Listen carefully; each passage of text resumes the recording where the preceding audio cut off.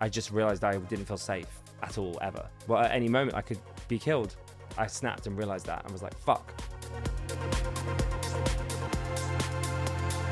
James, thank you for being here. Can you just run through all the things that you get up to in any given week? I'm doing Hits Radio Breakfast every morning. Yeah. I'm hosting A Gay and a Non-Gay, my podcast. I'm taking a new show to Edinburgh this summer, so I'm working on my next hour of stand-up. Oh, I also go on Piers Morgan all the time, so yeah, that's a really fun opportunity to let all of this out, all my anger for the world.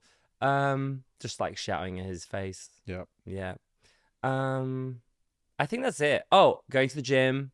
Yeah, that is sleeping around. That is a full-time job. Being a slut is a full-time gig. And you're a self-described slut, would you say? I literally said to my therapist a few weeks ago, I was like, if I put the energy I put into sleeping around into my career, I would be so far ahead right now. Yeah, but you're also like doubling up your traveling because you're traveling, but I'm guessing if you're a slut, you're saying that you're sleeping around while you're traveling. So if you're in Edinburgh or if you're in these prides that you're going to, that's like a whole nother layer of the trip, which is like consuming your time. Absolutely. It's just, it's a lot of time. That is a lot. So everybody I don't think I'm necessarily, I don't know what's the definition of a slut, by the way. Like, I know I use that word. Well, I'm just saying what you said. I know, it's just because you said it felt a bit offensive. So breakfast radio DJing, I think, oh my God, you must wake up at like 4 a.m. every day and go to bed at like 8 p.m. Is that true? Yeah. Is it true? Yeah. Talk me through your daily routine in terms of time. Well, I think so. We start at 6. I've never really talked about this, only to my friends, where I'm just moaning. I wake up at like 10 to 5. I don't leave any time to snooze. My alarm goes off. I immediately get out of bed. I try not to scroll.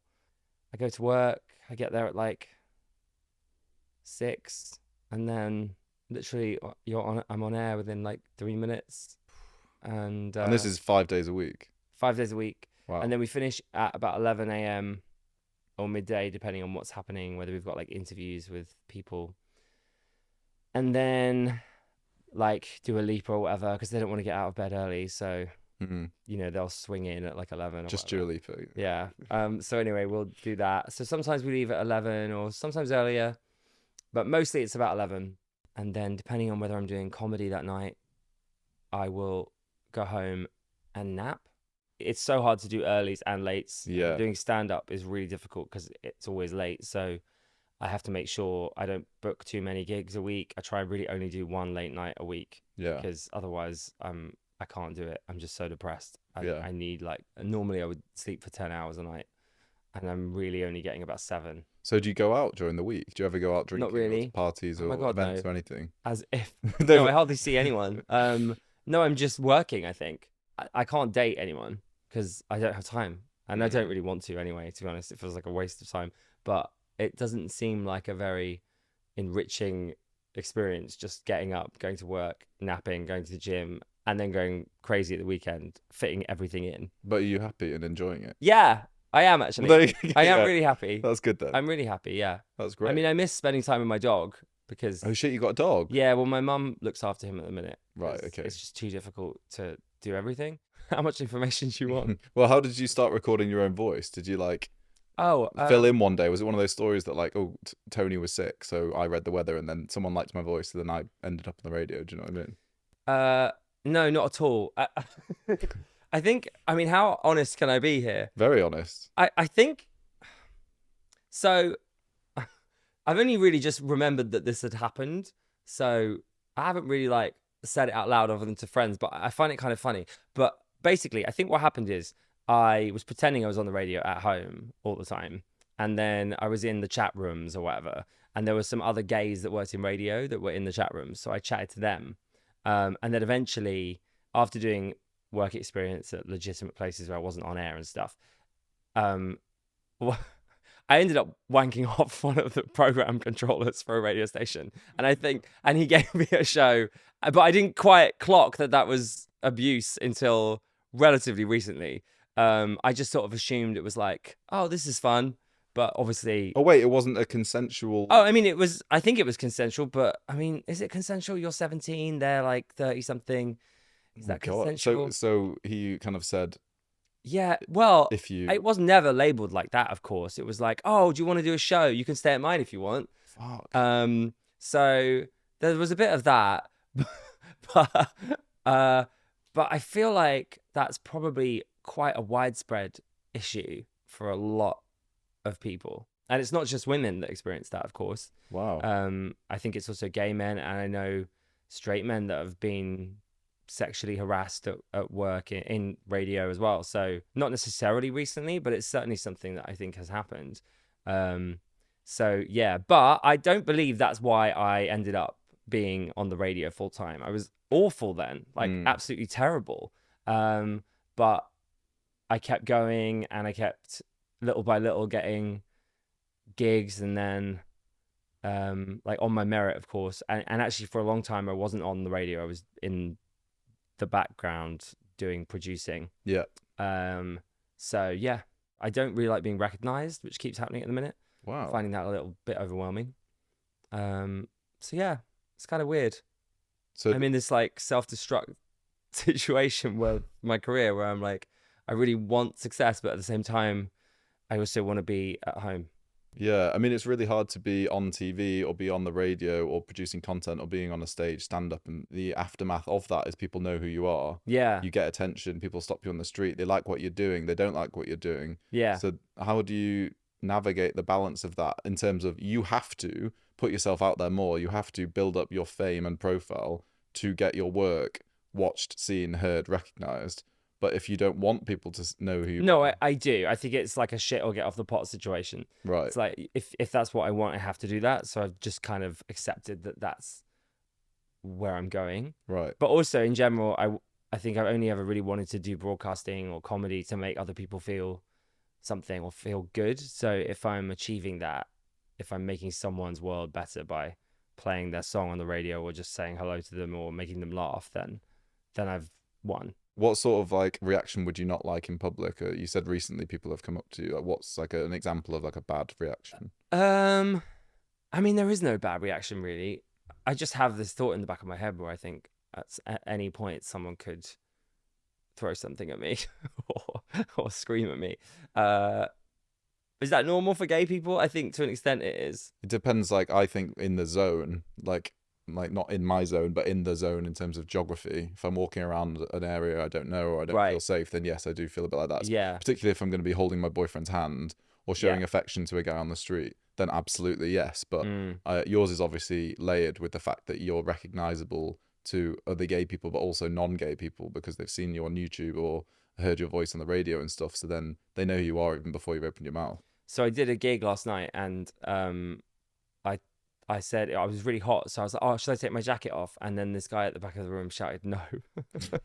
Did you play off that? Or yeah, and it was actually funny. But he said he hated me basically, and we had this back and forth for ages. But it was really funny, and I changed his mind, so I didn't really mind that. Yeah. And I think that's part of the job, isn't it? Being heckled and challenged. And if people only love you, then you're not really doing it right. You have to annoy or upset people for other people to love you because we're not all the same. So you sort of need to be not necessarily completely polarizing, but I could never just be like someone that everybody loved. I don't think I would like that. I mean, I just think, every day, like leaving my house is am I going to get acid attacked today? Is that really what you think when you... Yeah, genuinely, yeah. And what am I wearing? Do I look too gay? Do I need to change later? Yeah, I do. I think that all the time. And is that to do with you being gay, or is it to do with your it's a bit of everything. I think it's a bit of everything, really. It's being able to be recognized, but also being gay, and then people knowing I'm gay because they've recognized me, or just someone seeing me and thinking I'm gay. But I mean, I've done okay so far. I tend to look people in the eye a lot when I'm in the middle of nowhere. If someone's walking towards me, I'll look them in the eye because I'm trying to tell them that I'm not afraid of them. Oh wow, okay. But I'm not like doing it in a really scary way. I'm just like, I'll just acknowledge someone's there. So I don't know if that is keeping me safe or not. But do you get any messages online that really worry you, or do you get any inboxes or emails or anything like that, or is this just all out in real life? In real life, I haven't really had anything terrible happen out and about, but yeah, I get horrendous emails and horrendous messages all the time. My God. I've had to like close my inbox a bit at the minute, so you can only really send me hate mail now if you follow me. Okay. Because I decided that I should be benefiting from your ability to send me hate. So yeah, you can't actually send me a message unless you follow me now, which I think is great. Yeah. But yeah, I get emails. Like I have one email saying this guy wanted to eat me. Not in a sexy way. He was like, I wish it was legal to eat people because I would cook you. Sorry for laughing. Like, what the fuck? You said that was really awful to read. Yeah, quite horrendous. And do you ever use these in your comedy? All the time. Yeah, right. Yeah, I mean they're hilarious, and I think it's the only way to get through them, isn't it? To laugh at them. And do you find that audiences find them funny, or is it that kind of like I'm even doing it now? You're telling the story, I want to laugh, and then I'm a bit like, oh shit, I shouldn't be laughing because that is fucking horrible. Yeah, I think that's probably comedy in general, isn't it? Like, oh, should I laugh at that? Yeah. But it's your job as comedians to like make them safe to laugh at it, so that they know that they're fine to laugh at it. I mean, it is funny. And do you think that you've ever had to act straighter in certain environments to protect yourself?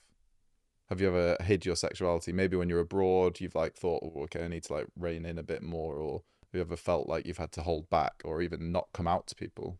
I think, isn't that just like a thing we do every day? I think every day is like, oh, I don't know if I really act. Do I act gay?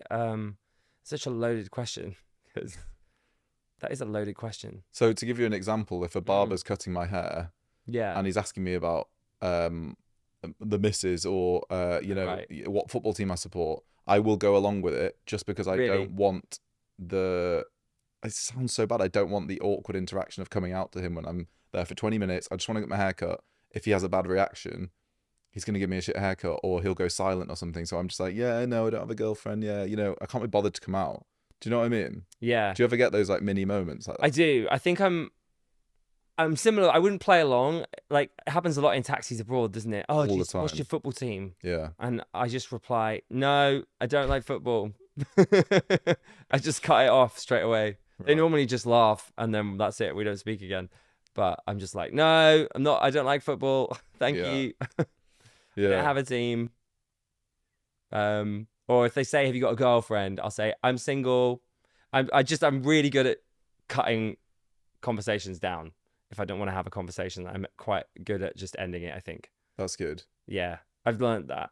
And that's really, it probably is really rude, but I'm an empath and I can't take everyone's energy, and people give me their issues without them knowing, and I could just, if I feel too much, so I have to just stop. I have to stop conversations sometimes because I don't want it. I'll carry it with me all day. If someone says like they've had a shit time and I'm like, oh, why? It will be mine for the rest of the day then. Really? Yeah, and I just can't. So I have to protect my energy a lot.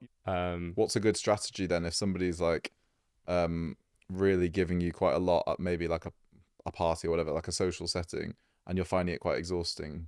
Are you just, no, no, no, no, I don't like football. No, that obviously not.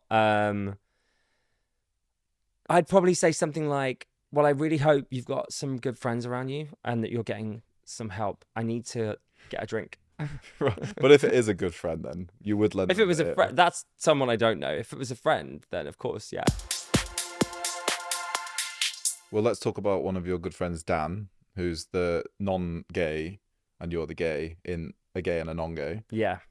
What's the history of your friendship with Dan? How did you meet him? I met him through his girlfriend, who is my friend. Okay. And they've been together for a long time now. And she said she moved to New York basically and was like, oh, can you look after each other? And we didn't really want to do that, or maybe he did, but I didn't. And then we started recording this podcast every week. Basically. You just went from, well, she said it'd be funny. To the other really she was like, it'd be funny if you do a podcast, basically. So the first time we actually sat down together once she left was to do a podcast. And there was, I mean, I didn't know why we were doing it, and I didn't really want to be gay publicly at that point.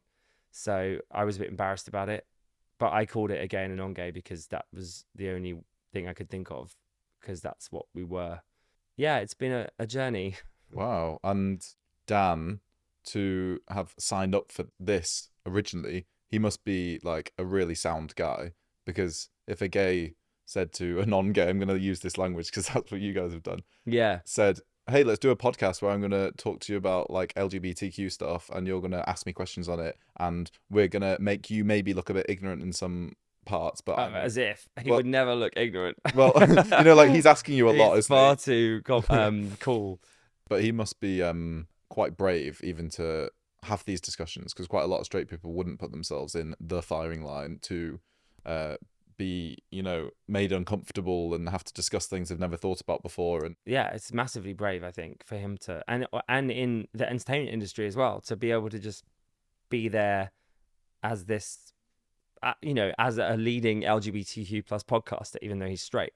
Yeah. I think that is brave, and also it's a testament to him that he is happy to learn. I mean, he's probably a better queer person than I am, because he reads all the books. His girlfriend must be like really proud of what you guys have done, or find it hilarious that she's like in New York and watching this whole thing grow. Yeah, I hope so. I think she does. She's are they together anymore? No, I mean, I see her. Like, I hope she's doing well. Well, she was our exec producer for a long time, and she's had to step away from that because she's so busy. So okay, I haven't really caught up with her about our podcast in a while. But we did have some, yeah, we just got some really good news, which I won't share, but like I'm excited about it.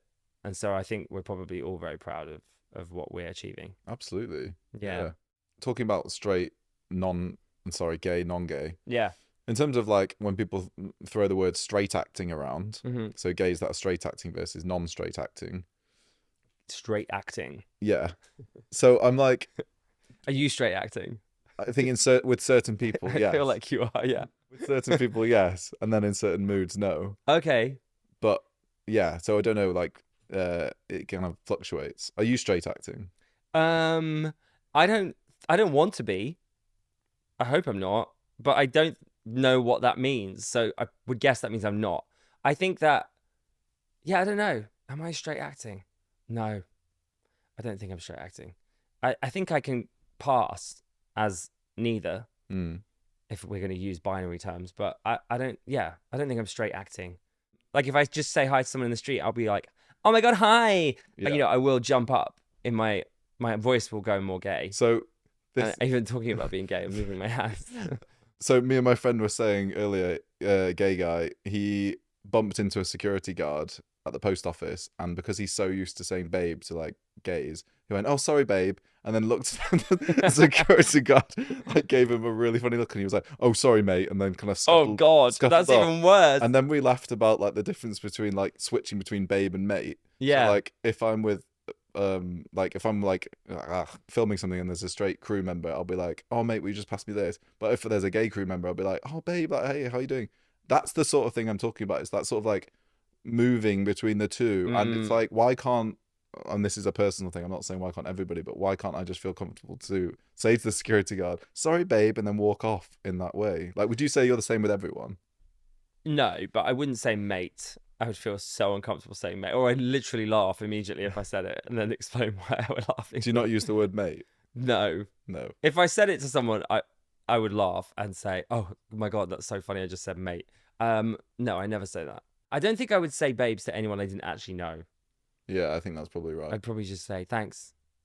Yeah, I don't know. I try and keep conversation with strangers to an absolute minimum. Yeah. In case they recognize me or hate me or something.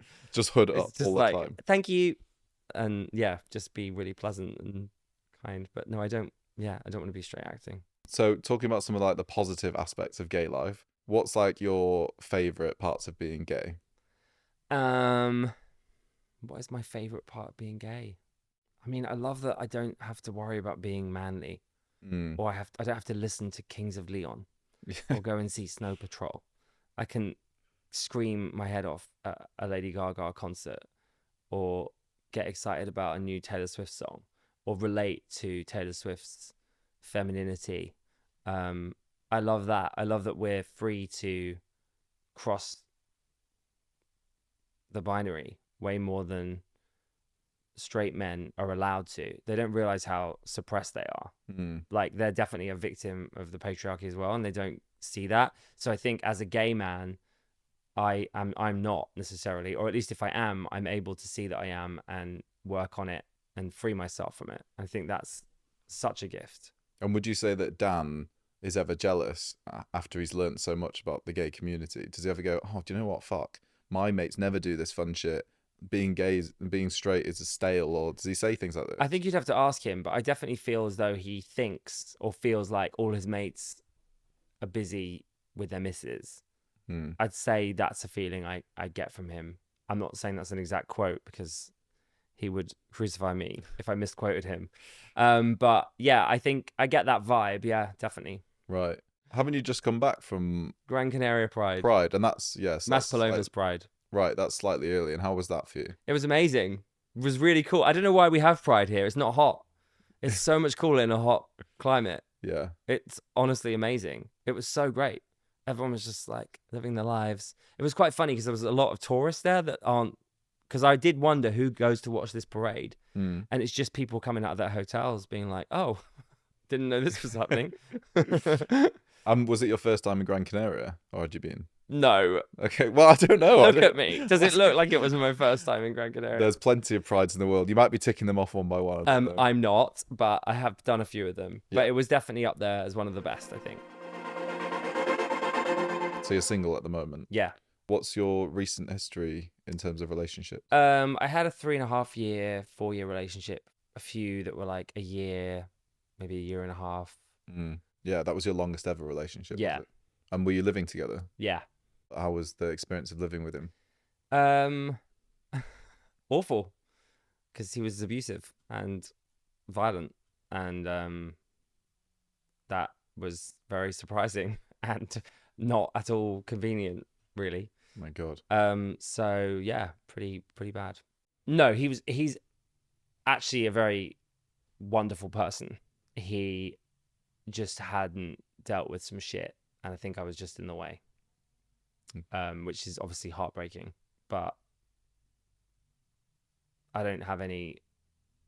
I did have a lot of hate for him. I don't have that now. I just, yeah, I mean, well, maybe I have a bit of hate for him, but I don't at the same time. It's such a confusing thing to go through. And can I ask you, was it the first time you've experienced this with a partner? Yeah, which is surprising because I've slept with quite a lot of men, so you think, the odds are. Yeah. But yeah, no, it was. It was in my blind spot. I never thought that could happen. Like, I'm ready for someone to be homophobic to me, but I don't expect to be, gay bashed in my own house by my boyfriend. So it was pretty shocking, and it's very numbing, and you're very powerless in that situation. You don't know what to do because you obviously love that person. And so you're defenseless and you don't react. You don't fight back. You just freeze. That's my experience, at least. And it's just a really difficult thing to be in and then to get out of, because you have so much guilt and so much shame and no one talks about it. The world isn't talking about domestic abuse freely. It's always dramatized into this big, scary thing, and people are afraid to admit that they've been through it or talk about what they've experienced because they don't want to out someone that they love. But that's also part of the abuse cycle for me. So I would never do that to him, but I have to be true to my experience and talk about what I've been through.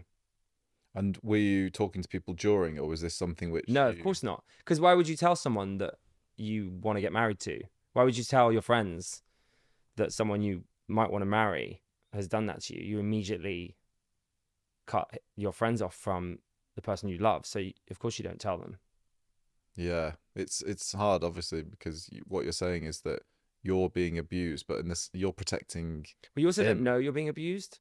You question everything, right? You gaslight yourself. You don't understand what's happening, and you just think it's nothing. You're like, oh, well, that was just one time. Oh, he was just annoyed. Or maybe that was not actually my fault that time. Or maybe this is actually quite normal because, you know, we're both men. So maybe it's just a bit of fun, or maybe I should have fought back. So actually, if I had have fought back, this wouldn't have happened. And so maybe it's because I'm weak and because I'm gay, and like, did I deserve it? And yeah. And at what point had you decided that this was enough? Um, at what point did I decide this was enough? I got to a point where I couldn't work out why I was really unhappy, because I definitely shut. I'd put it in a box because I didn't want to face it, because I didn't want to ruin my relationship. Because if I had to face what happened, then I had to end my relationship. So I put it in a box, basically. My subconscious had put it away so I could forget about it. And I was lucky in that it had stopped happening for a while, but it was still in the box. And so I was just getting more and more unhappy and just becoming more withdrawn from myself and feeling less and less confident just in life in general. And I stopped drinking to try and figure out why I was sad, and I couldn't work it out. It just never popped into my brain. Like, oh, it's all that stuff. So at what point was it enough? Sort of, that question makes it sound like there had to be this overwhelming moment where one of us was, you know, in hospital or arrested or whatever it is that society wants from this sort of story. But ultimately, it wasn't a case of like, enough now. It was more a case of, oh God, I've just remembered what you have done, and you've broken this relationship irreparably, and me actually, and you've ruined me. So I just realized I didn't feel safe at all ever. Yeah. So at any moment it could be, yeah, well, at any moment I could be killed. So yeah, I snapped and realized that, and was like, fuck, I'm on edge all the time, and I know why. So I ended it pretty quickly after that. Well, I'm really sorry. It's really hard to hear you say this. And well, don't be, because it's happening to 1 in 4 men in same-sex relationships. Wow. And I think there's an argument to say it's actually happening in queer relationships more than it is in straight relationships. So it's really normal, which is awful, but it is really normal. So don't feel sorry for me. I'm good. I think it's everyone else I'm worried about. And is this something that you've spoken to with other people who have gone through a similar thing since? Have you reached out to other couples and individuals that may have experienced similar things that you've experienced? I haven't, actually. Like, I've obviously had a lot of therapy, and I've done a lot of work, and I've read up on it, and I've spoken to charities. But in terms of one-on-one interactions with people, I find that people don't really want to talk about it. I've had people tell me off for calling myself a survivor, like, because it triggered them, and they feel like you can only be a survivor if you nearly died.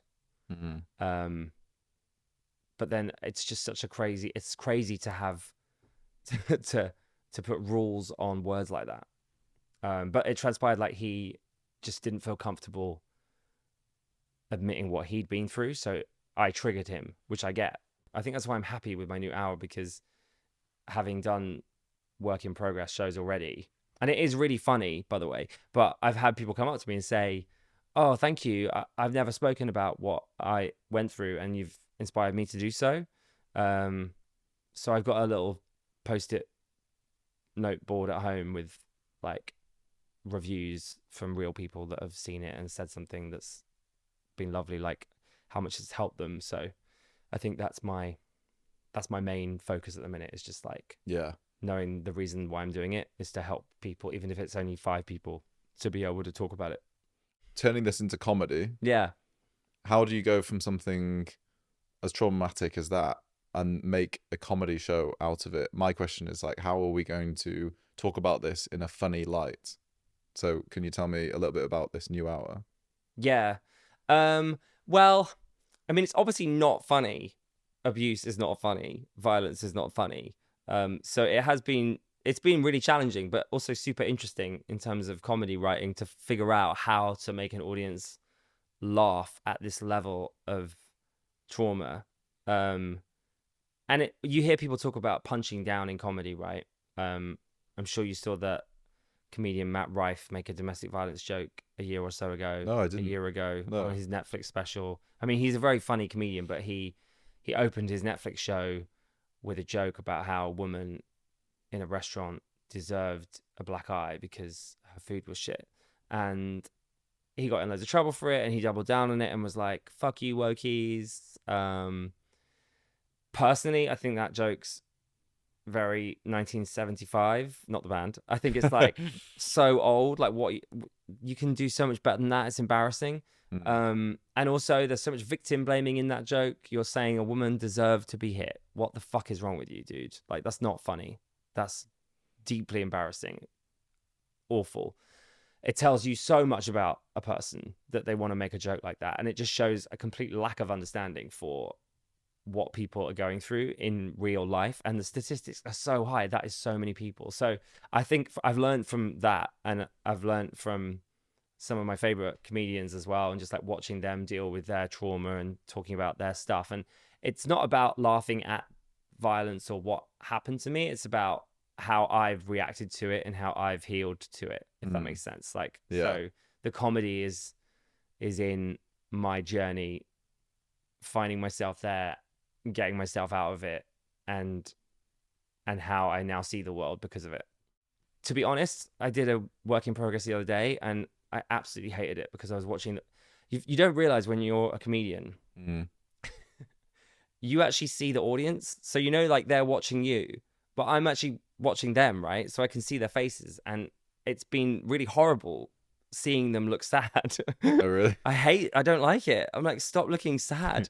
You're like killing my vibe, and I'm an empath, as I said. So yeah, it's funny watching it back is a completely different experience when I'm watching videos of myself, because I'm going, oh, this is actually not as traumatic as I'm feeling when I'm in it. I feel like I can only see me so early on. Yeah. Well, people walk in knowing what it's about. Yeah. In like the top line. Mm-hmm. How do you very early on make people feel it's okay to laugh at what I'm about to tell you? Is there a technique that you use? Like, do you feel like it's even necessary to just at the front make sure that they know that everything I'm about to say you're 100% fine to laugh at? Yeah, I mean, I'm trying out. It'll probably change a lot. At the minute, I'm trying a joke right at the top that says immediately, like, he was abusive. And then I'm just going to be like, yeah, you need to get on board because, babes, you're here for an hour. So, yeah, like, let's go. So I'm trying that, because a lot of comedians will just hide their trauma and dump it in the middle. But I kind of want to put it right at the front. But it's like a slip slide, basically. And it's about abuse, but you don't know how bad it's going to get. And then it's funny and you're safe, but then it isn't safe. The room feels tense. And then it's funny again, and then it's tense again. And you don't know how we're going to get out of that tension. So to me, it is exactly like the feeling of being in an abusive relationship, but in a less triggering way, because obviously you're safe and nothing bad's going to happen, and also you can leave. Talking about dating now for you, earlier you said single and very happy to be so. Yeah, I'm really happy that I'm not dating. God, I hate people asking me on. Hardly anyone has asked me out on a date, but I hate it. Really? Yeah, I don't know. I need to deal with that, but right now I'm just sort of dating my show, so I'm not really thinking about it. But like, I'll get a random DM saying, "Can I take you out on a date?" No, I don't know. I don't know you. Who are you? Yeah, that's how sometimes people meet. It's just like random DMs and stuff. Do you know what I mean? Well, I can't do that. Not anymore. Yeah, I guess. If you've never like met them, are you like someone that needs to like get the vibe and the chemistry and like have a sort of like story behind? I don't know for sure, but I know. I know like 100%. I'm 100% certain that I will never. I can't even answer this question. I don't know. I don't see why I would let a random stranger in. Does that make sense? Yeah, I can definitely like see if you feel like there's no like gap in that sense, then why? Because everyone's telling you like, oh, everyone should be in relationships, blah blah blah blah. Yeah, I Like, don't. why make the gap Yeah, further? I don't feel like I have a gap that Yeah, needs filling. well, that's great.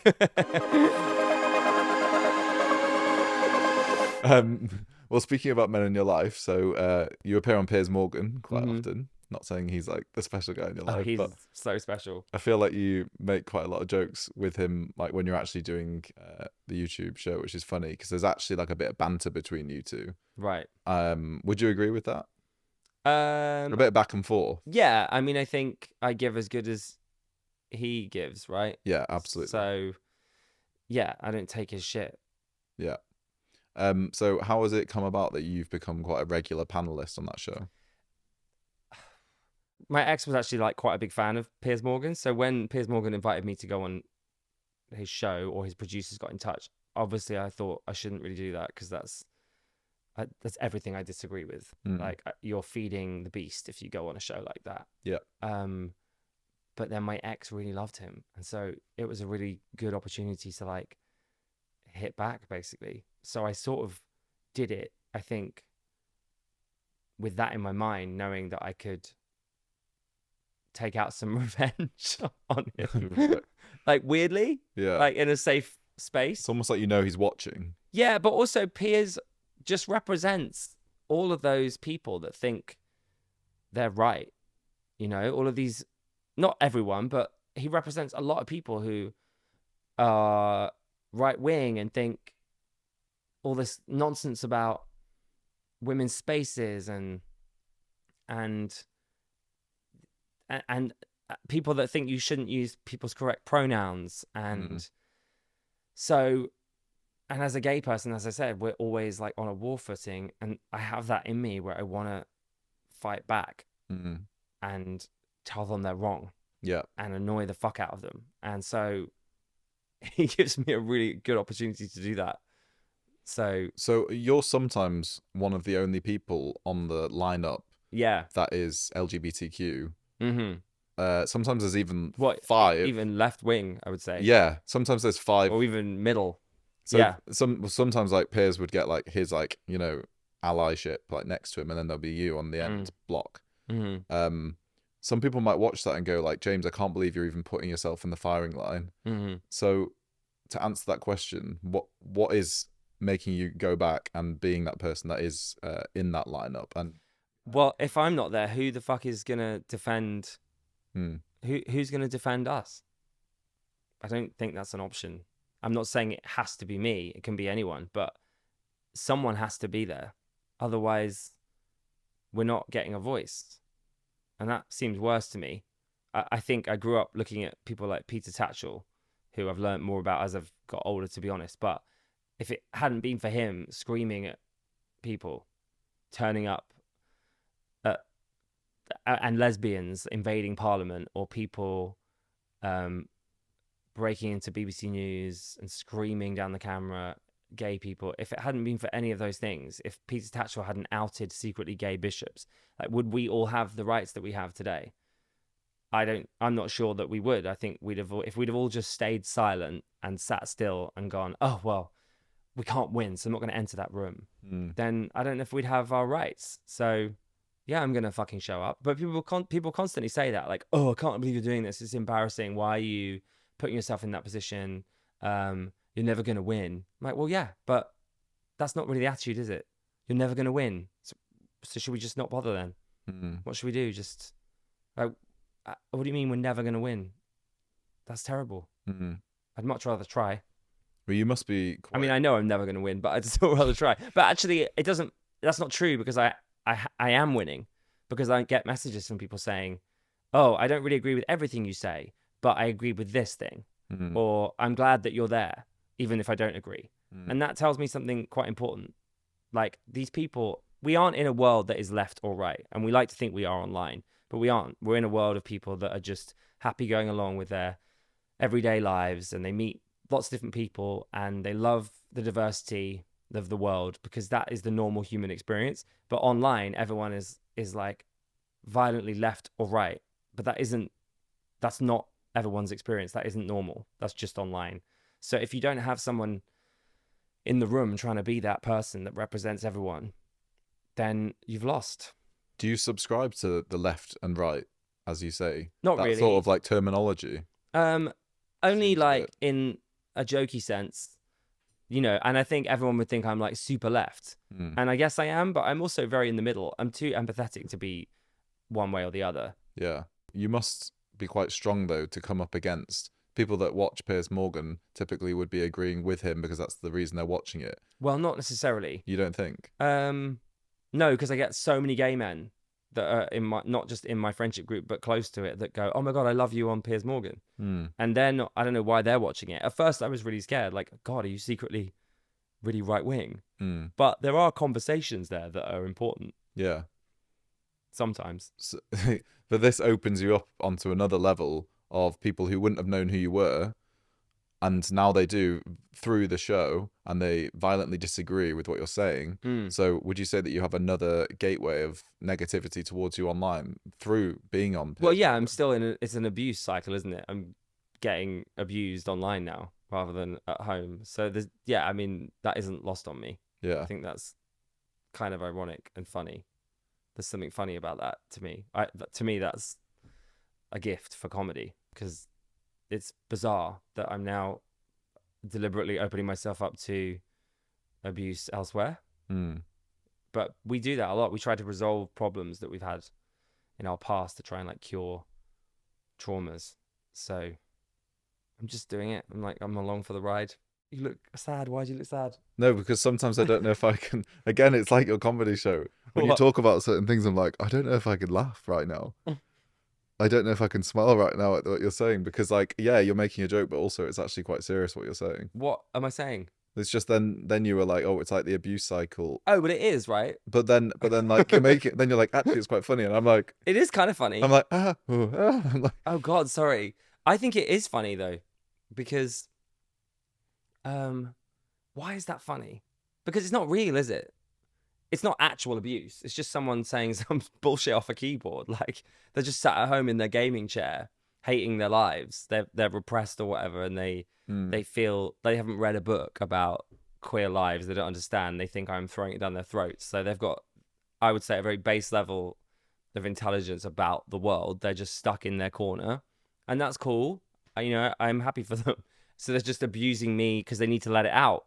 So cool, go for it. But I'd say I'm not in I'm not in real danger, and if I was, they'd be arrested, right? But I'd say that you're different in that reaction. I think a lot of people would find that they wouldn't just like shake it off as like, oh, it's just somebody behind a keyboard. I think some people that would like really affect, and I think that's. I mean, it definitely does affect me, but I'm also able to see it proactively and go, okay, this is all just nonsense. Do you ever have moments when you're like, oh, I'm just going to move to France and own a vineyard? No. Or like anything? They have a lot of wasps in the south of France. Maybe not that specific example, but anything where, like this becomes quite a lot, the comedy's a lot, the being online's a lot, that you just have like some very random fantasy about doing something totally different. What are you asking me? Do I ever want to run away? No, I mean, that felt like that was the question. No, I guess that kind of is. But like, I don't. There's a way you could phrase it, but I just mean like if the online abuse that you're saying from like, no, because it is bullshit. Like it's just stupid. Like a lot of it is really funny. I hope you die of your non-binary diseases. What are you talking about? Like, it's funny. These do lend themselves really well to be. Yeah, it's just so stupid. Like, oh, you're a hypocrite. Yeah, cool. Who isn't? Woke tard. I mean, it's hilarious. It's very creative. Yeah. And so, to me, I think comedy, like they say, there's like truth in comedy, but there's also trauma in it as well. And I think all of this stuff is just, it's content, isn't it? Yeah. So, in a way, I feel like we get all of that hate so that real normal people who aren't narcissists and who don't need to be in the public eye can just live a normal life. Hopefully. I mean, I'd hate to think that me being out on TV has caused someone to be attacked. Like, I'm sure that could happen as well. But in general, I think the concept, well, just looking at, oh God, sorry, I've lost what I was going to say. No, I know what you're saying. You're saying that you being there. Now I'm having a nightmare thinking, God, am I doing that? Have I caused someone to have like something bad. Because I get messages from gay people saying that too. Saying what? Oh, like because of you, I can't be gay, or like I'm ashamed to be gay because of people like you. You queer people have ruined being gay. You know those drawbridge gays that just want to like. No, I don't. What's a drawbridge gay? I think I've made this term up. It's just gays that straight gay white men that want to pull the drawbridge up and just stay in their safe little castle with their gay rights that they've got now, and they don't want to deal with queer people or non-binary people or trans people. Like they're happy. They're like, don't put that on me. You know, the LGB crowd. Yeah. That anyone that says that LGB is a drawbridge gay for me. You get it, right? I totally get what you're saying. That's what they are, though. Yeah. James, thank you so much for being here and speaking so openly about everything. Thanks. It was really fun. Yeah, thank you so much for coming on.